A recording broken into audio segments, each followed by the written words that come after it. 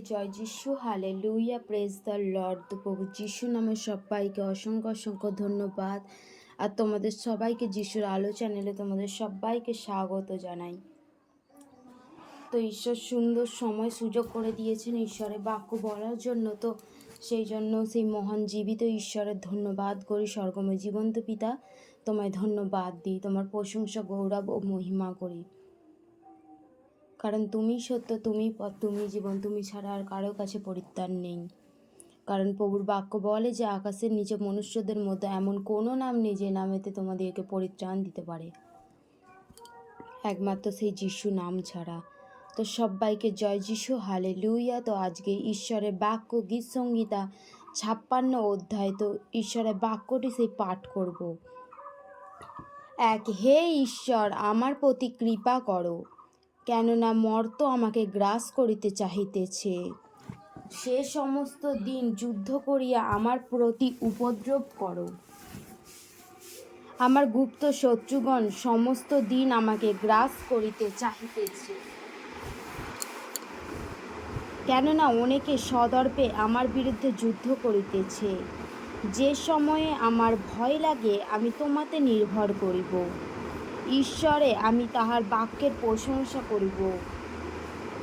আমি ঈশ্বরে নির্ভর করিয়াছি, ভয় করিব না। মাংসপিণ্ড আমার কি করিতে পারে? তাহারা সমস্ত দিন আমার বাক্য মুজরায়। তাদের সমস্ত সংকল্প অনিষ্টের জন্য আমার বিরুদ্ধ।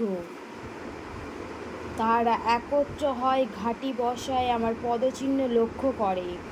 এই রূপে তাহারা আমার প্রাণের অপেক্ষা করিতেছে। অধর্মের দ্বারা তাহারা কি বাঁচিবে? হে ঈশ্বর, ক্রোধে জাতিগণকে নিপাত করো। তুমি আমার ভ্রমণ গণনা করিতেছ, আমার নেত্রজল তোমার কুপাতে রাখো। তাহা কি তোমার পুস্তকে লিখিত নাই?